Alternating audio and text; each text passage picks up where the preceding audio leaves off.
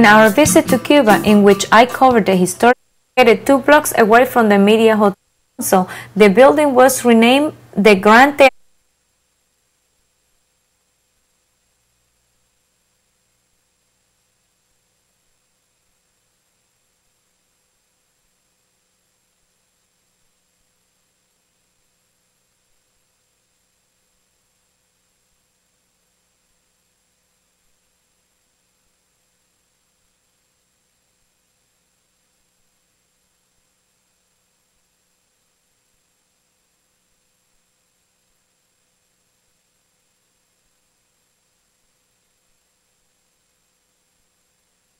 Experience.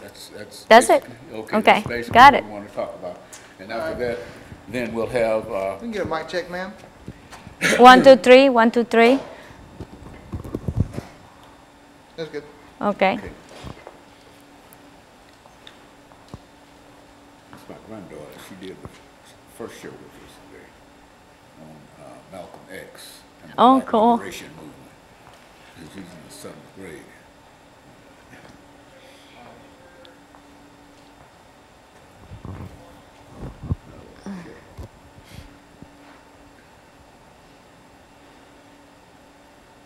To Cuba with Obama.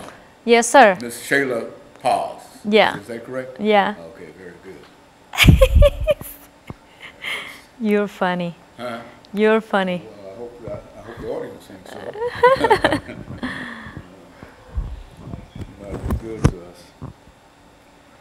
Yeah, Kenny, I said to Kenny like 3 times, okay, I gotta go do the interview with Dr. Haney.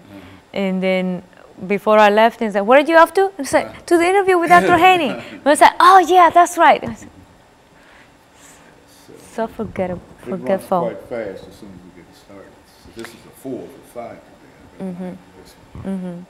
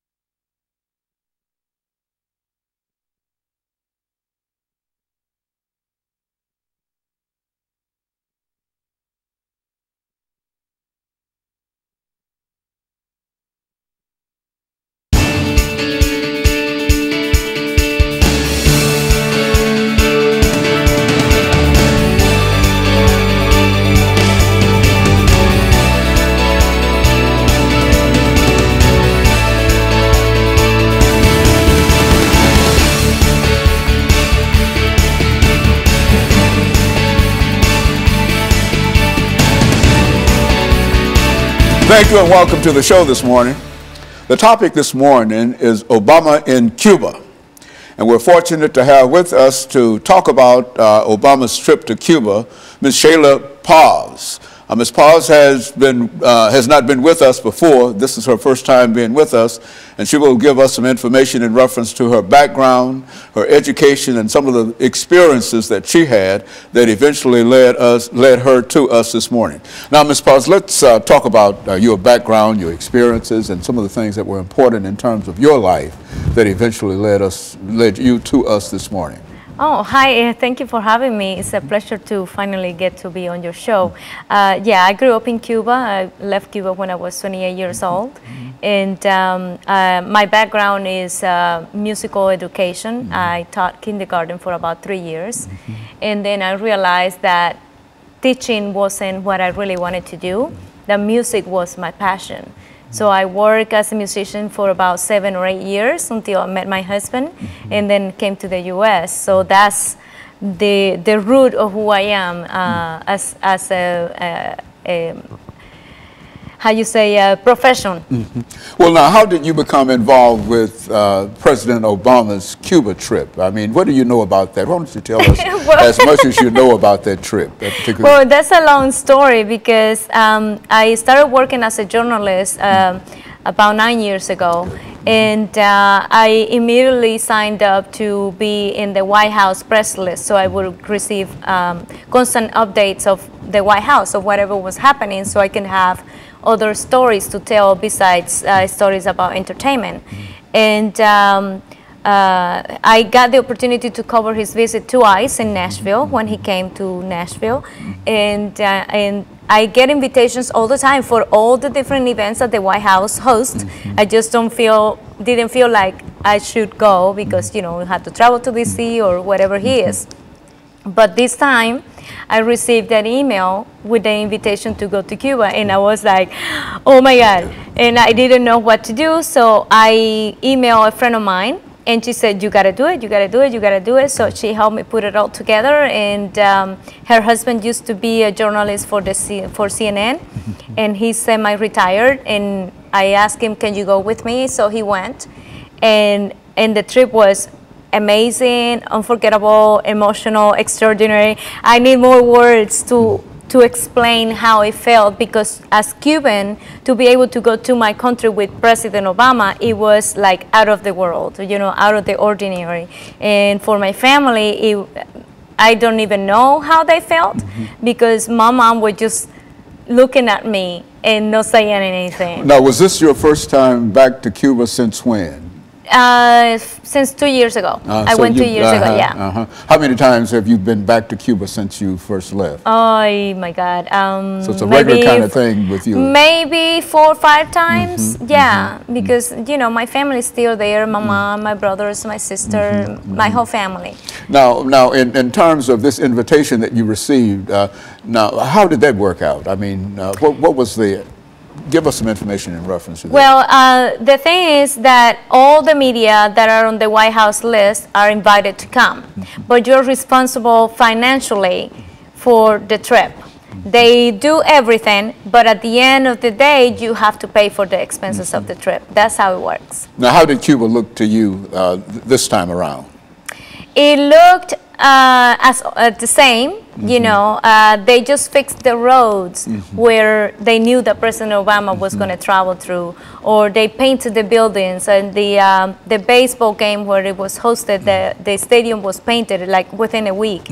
And those things are just facade, you know. It's not what the real thing is going on in Cuba. It's more than that. And so in a real sense, this gave you an opportunity to see your family. Yes. And what we want to do during this second segment is to show some images, and I want you to narrate some of the images that you will see and tell us about that, because this is really a wonderful trip for you, was it not? Yes. To go back and to find that not only are you with the president, but your family is still there. Yes, it was amazing. Very good. And so what we're going to do, we're going to take our first commercial break, and then we'll come back and we'll have the images, and we'll have about 8 minutes for those images, and I want you to narrate for us what we're seeing on the screen, and then after that 8-minute narration, then we'll have our final break, and then we'll come back for 10 minutes and to talk about some of your impressions and some of the things that you saw that you think that our audience ought to know about. And of course, we'll be back with our audience following this very, very short commercial break.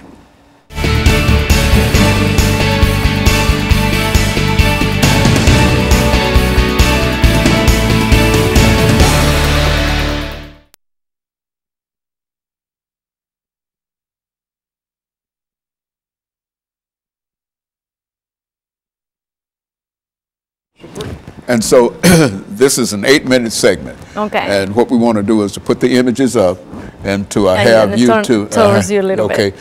And to have you to narrate those images. And so we'll do that for 8 minutes, and then we'll come back. We'll take another break, and we'll come back and we'll give you 10 minutes to talk about the trip to Cuba and some of the things that you felt about it and the emotions that you had in reference to. Did you go to the baseball game as well? Yes. You went to the I put a clip in there. Yeah. Very well. Good. That'll give you an opportunity to talk about, you know, some of the things that this is a first-hand view in terms of President Obama's trip to Cuba. And we think that. I should have brought the credentials. I forgot. The what now? The credentials.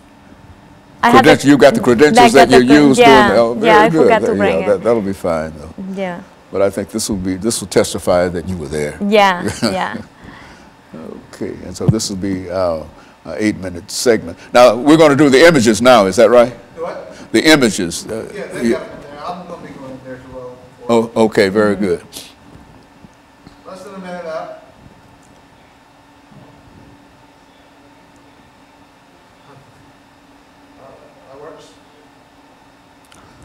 All right? Oh, we've got an extra hand. I don't have to do that.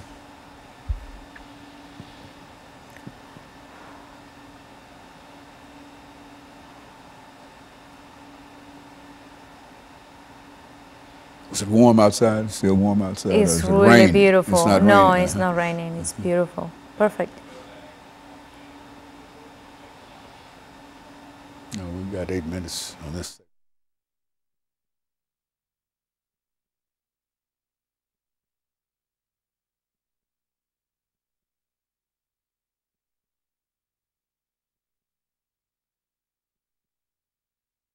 Thank you and welcome back to the second segment of the show for today. We're talking to Ms. SPaz, and she's given us some information in reference to the trip that President Obama took to Cuba and her reaction to that trip since she participated in it in some fashion. And of course, Ms. Paz, we're going to, in some fashion, you know, to make, because you were involved in quite a number of things, and taking pictures and et cetera. And as a journalist and as a person who in a real sense had an opportunity to go back to Cuba to see your family. And, and I would imagine that was quite an experience for you to be back into Cuba with the President of the United States. Yes, it was. It was, you know, because it took a while for us to get to the hotel. First off, we were 45 minutes flying around because the Cuban tower in Havana wouldn't answer the plane to give permission to land. So the pilot finally had to tell us, you know, we have 2 hours of fuel, so we'll get you informed. So this is the moment when the President Obama arrived. So I was there at the airport filming his arrival. Unfortunately, it was raining, so the ceremony was cut short. So he just got down and shook hands with some people, and then they went off. And by the time I got to the hotel, my mom was already waiting for me, so I got to say hello. We talked for about 4 hours, and I knew that I didn't have time. I wouldn't have time to see her again. So we just took advantage of that little time, and we hugged, and I had to film myself doing a little piece about their journey getting there. And my mom was filming me doing my piece, and I was like, trying to hold it together. So, and then I just saw her just looking at the video over and over. And to me, that was quite emotional because I'm the only one in my family that have accomplished something that big. And for her to see me going back with the American president, it was an amazing... Coming up going with the American president. Yes, yes. So this is the little thing that I put together for the trip. And this is the street where we were standing at the baseball game, and you know, we went to see some Cuban musicians. You know, the Capitol building, funny, is under repairs. That's the same time as the American Capitol is in repair. I thought that was kind of interesting. This is the hotel where we stayed.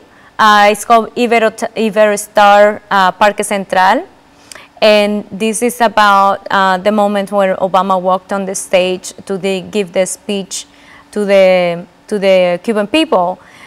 This is where we stayed. We couldn't afford to stay at the hotel because it was $600 a night. $600. And I said, you know what? I can't afford to stay there, so I just gonna call my brother. My brother found me this apartment 2 blocks from the hotel, and we stayed there. This is the private plane that took us there. And the day of the speech, they blocked all the roads. So there was no access for the Cuban people to get in there. This is the place where he gave the speech, which is the Gran Teatro de La Habana, named after Alicia Alonso, the prima ballerina of Cuba. Most of the people that were in there were governmental people, doctors, and people of, you know, some... influence. Yeah, influence. This theater is just gorgeous. This is my first time in it. And I was like over the moon being in that theater. I mean, the details are just amazing. So I was like, I gotta write a piece about this. So this is what I filmed. I took some pictures, and this is from the view from the top of the hotel, Iberostar Hotel. You can see the theater right across the street.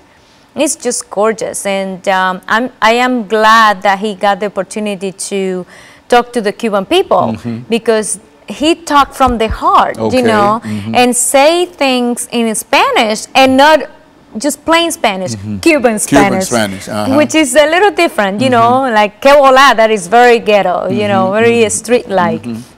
And so in a real sense, you had not only an opportunity to go with the president, but to see some of the things that, well, what do you think about in terms of, I think you mentioned the fact that they painted some of the buildings before his arrival, and they resurfaced the streets and et cetera. But overall, what do you think about Cuba in terms of what you saw at that time? See, the buildings, this is one of the side street, and I'm doing a story about the people, how calm they are, but they are very excited that the president was going to be there, and this is not being fixed at all. This is one of those streets that are like really near the main street where Obama was going to drive through with the motorcade. But you know, there is a long ways to go for the Cuban government and for the country itself to being rebuilt, and it's going to take a lot of money. And how did the people feel? I mean, how do you see the people in terms of their feelings and their emotions in terms of the president's trip there? The moment that I saw that you could feel, I still get goosebumps. The emotion was when we were at the baseball game. Because when Obama walked through that tunnel, all you feel was the trembling of the whole thing. It was full of Cuban people, and they were there waiting from 10 a.m. in the morning until he got there about almost 2 p.m. And that's when you felt the energy, and they were chanting and saying his name and moving the flag, and it was very, very exciting moment for the Cuban people to see that. And there was like, when I got out, there were people hanging over the top to see him leaving and to arrive. Yeah. And so that was quite an experience with you and your family. Yes. Where was your mother at that time? Were the two of you together at all times? Or what? No. I knew that I wasn't going to be able to see her again, so I just saw her the night we got there on the 19th, the night before. All the press got there the night before he arrived. So I got to the hotel about 8 p.m. and I got to hang out with my mom for 4 hours. That's it. And so this was about your 5th time to Cuba since you first left Cuba as a child? Yeah, about 5 times, yeah. Yeah. And I would imagine that this was one that you will probably remember more than any trip that you've ever taken there. And so what you're doing now in terms of the images that we see, these are the images that you're using for your own television show. Is that not? Yeah, this is what I filmed. All the coverage was for the Latino community, which my shows is for, you know, Entertainment Circle. And on my website, I created a special place, pages for the videos from Cuba. So anybody can go in there and see all my videos and What's my video the site blog. number for that? It's Entertainment Circle Network. It's circletv.com. Okay, so what we're going to do, we're going to take this second commercial break, and then we'll come back with 10 minutes. And we'll be back with our audience following this very, very short commercial break.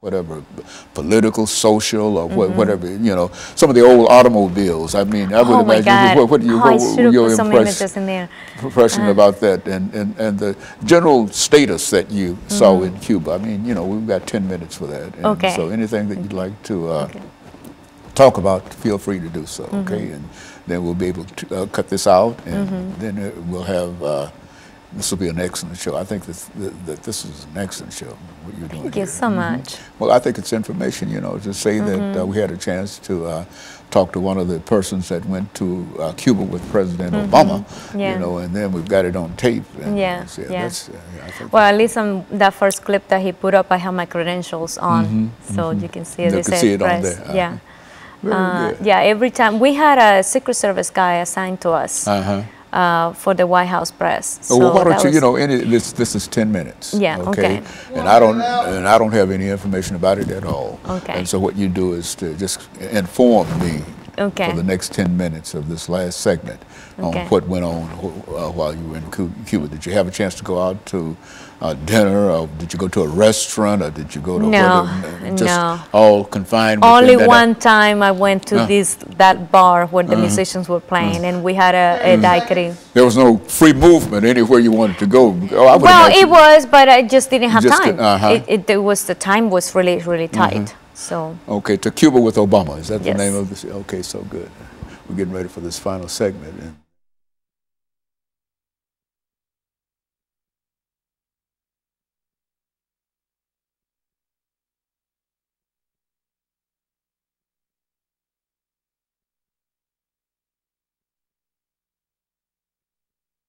Thank you, and welcome back to the final segment of the show for today. We talked to Ms. SPaz, and she's given us some information about President Obama's trip to Cuba.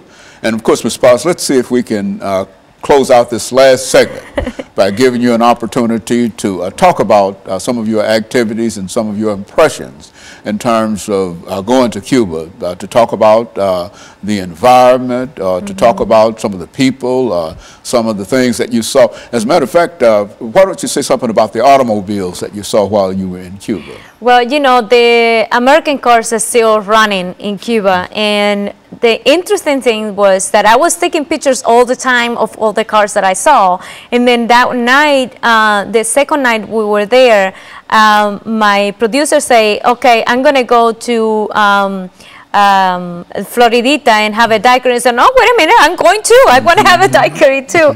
And we went, the musicians were playing, and then when we were walking along the street, there was just one car that stopped, and I said, do you mind if you can open the hood and let me see what kind of motor you have in there?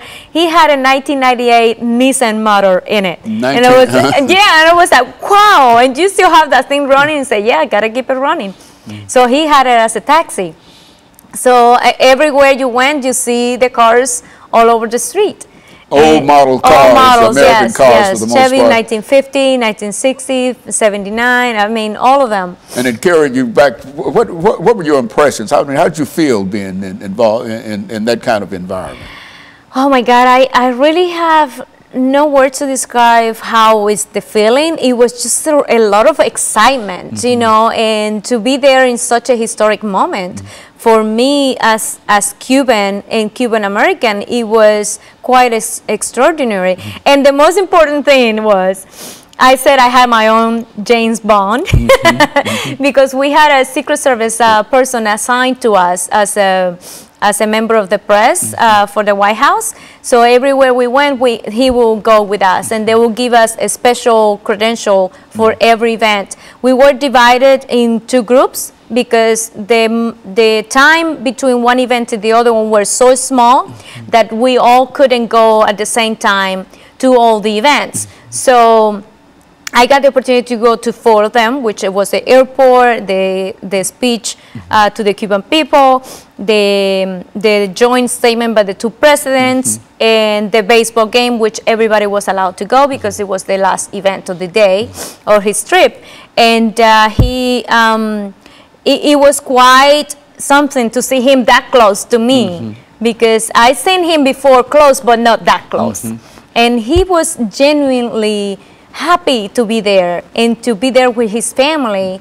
And I wish I would have had the time to go to one of the events with Michelle Obama, especially one that she spoke to the high school girls. But you just have to do what they tell you that you have to do, and you just go and do it. And so looking back over it, you think that this was quite an experience, and it's one of the experiences that you're trying to share with other people by way of your television show. Is that what yes, that's what you're doing? Yeah, my TV show is called Entertainment Circle, and it's online on my own website called Entertainment Circle Network. And the trip to Cuba, I named it To Cuba with Obama. So they put the hashtag TW and 2CWO, they will find all my coverage on Twitter, on Facebook, and all social media, and on my website.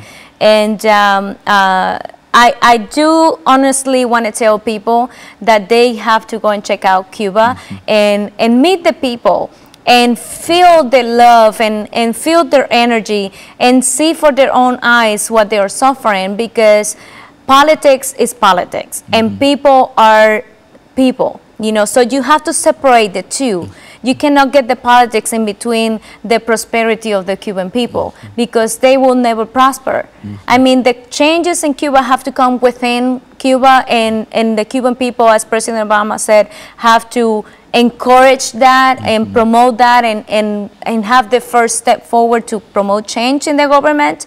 But if we put a little step on it, it will help them in the long run. So you think that what the president did in terms of recognizing Cuba is a very, very important step, Yes. and that it ought to be supported, and that the Cuban people were in favor of that? Was that Yes, the impression yes, that you definitely, definitely. They, I got the chance to talk to a few people on the street, and they were very, very happy of his visit, and they all said that it's the first step in the right direction, and that they were very hopeful.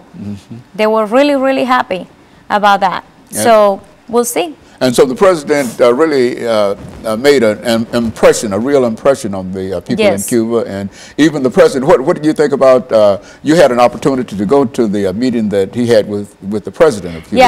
Yeah, What happened at that meeting? I mean, how did that all come about? That was very interesting, because the Cuban president or the government is not used to doing press conference. So after they gave the statements, I didn't know they were going to allow questions. So I was lifting my hand every couple of seconds to get my chance. But President Obama took 2 questions, and he picked the people that he wanted to be asked from. And then those 2 people got the chance to ask questions to Raul Castro, and he just threw it back in their court. He didn't really answer the questions. He was like, where are the political prisoners? We don't have political prisoners. And they do, but he doesn't want to admit it. And the questions about human rights violation, and he just say, what country in the world fulfill all the human rights? Nobody does. So we feel 45 of them. That's all he said. But that, he sort of admitted that, yeah, we have human rights violation, but he didn't want to say which one.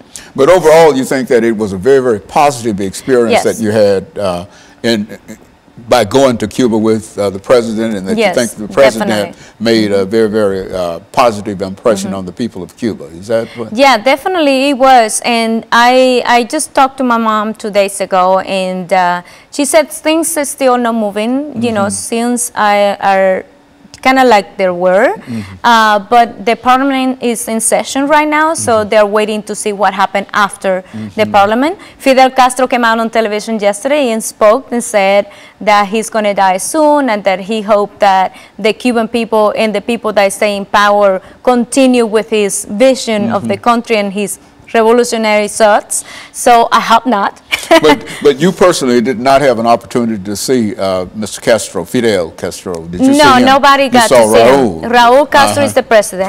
But you never saw Fidel. No. I was like impressed that I was that close to Raul Castro, you know, and see him for the first time that close in person, right there in front of me. But, you know, I didn't get the chance to ask a question, so I just have to wait for my next time. Okay, so we've got about 2 minutes, Ms. Paz, and anything that you might like to say in terms of your trip to Cuba, or in terms of the president, or whatever, this will be your opportunity to do so. I still have to finish my coverage, and because I haven't had a chance to finish all the editing. And the other thing is that since I have to put the money myself to go for this trip, because I'm an independent journalist, I had started a GoFundMe campaign, and we're still trying to raise the rest of the money to pay the White House. I just received the first bill, and it was $4,000 just for the plane. And they're still going to bill me for the ground transportation in Cuba and telecommunications. I assume food and water, but I don't know. So I'm praying that it's not over $2,000. So that's it. It was quite shocking that it will be that expensive, but I wouldn't change it for the world. You think it was worth it? It was spite totally, of the cost yes, that you had to pay Yeah. in reference to doing that, and the images that you have, and some of the experiences that you have Yes. was certainly worth it as